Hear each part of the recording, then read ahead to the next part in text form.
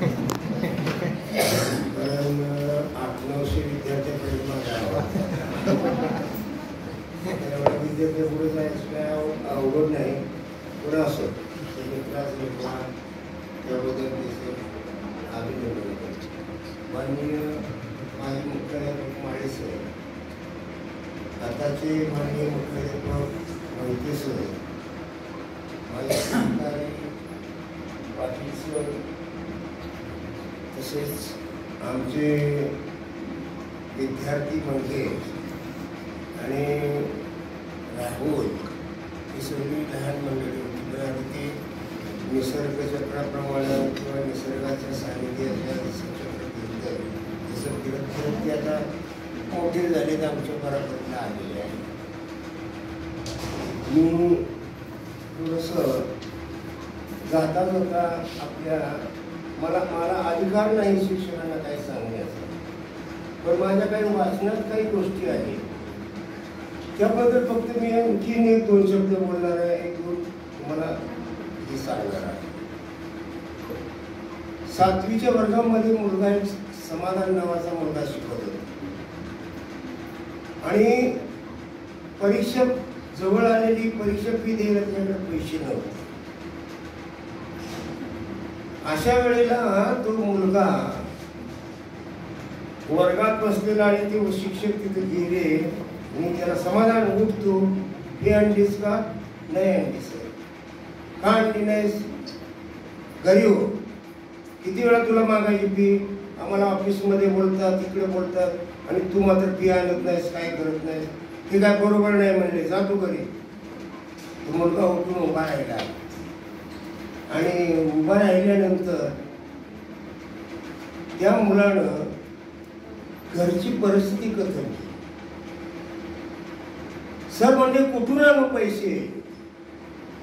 17व्या वर्षी म्हणजे बहिणीचं लग्न झालं, 2 लाख रुपये कर्ज झालं म्हणजे. आणि त्यात मध्ये चुलत्याने म्हटले कोर्टात केस टाकली. चांगलं घर होतं ते निघून गेलं त्याच्या वाट्याला आणि आम्हाला ते घर राहिलेलं आहे.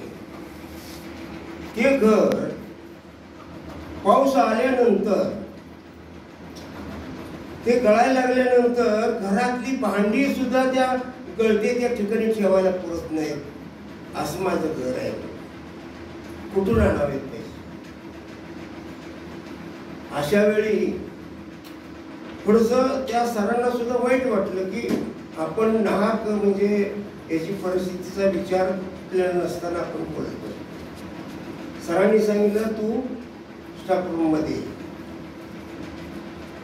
आणि थोडंसं लिहायचं राहिलं ते पायावर लिहित असताना सरांची पाठ विद्यार्थ्याकडे, तोंड पाळ्याकडे, आणि लिहित लिहित सर डोळे पुसत की काही वेळेला ही परिस्थिती याच आंधळी गावामध्ये 1978ला आलो त्यावेळेला या आंधळी गावामध्ये सुद्धा होती. त्याची जाणीव आहे मला अखंड मला आठवतं. पावसाळा आला तर नक्कीच आठवतं की ते सतरंजी आणायच्या, चादर आणायच्या, कुठं मग जेवण मागायला जायचं गावात, अशोक शिपायला पातेली घेऊन जायचं. पण स्वाभिमान वाटतोय तो सांगायला की विद्यार्थ्यासाठी आपण आहोत. आपण 5 वाजल्यानंतर आपलं कार्य संपलं हे म्हणून चालणार नाही. जोपर्यंत या शाळेतला विद्यार्थी ग्राउंड सोडून रस्त्यावर जात नाही तोपर्यंत ड्युटी आपली. त्या मुलाला पुन्हा स्टाफ रूम मध्ये बोलवल्यानंतर त्या मॅडम एक बसलेल्या होत्या. त्या मॅडम का नाही रे? मॅडम परीक्षा किती झालेली आहे त्यामुळे मी त्याला बोलवले. का आणली अरे परीक्षा फी? मग त्या मुलानं सांगितलं, म्हणजे मग आमच्या बहिणीचं लग्न झालं, कर्ज झालंय. त्या मॅडमला केली पुढे सांगितलं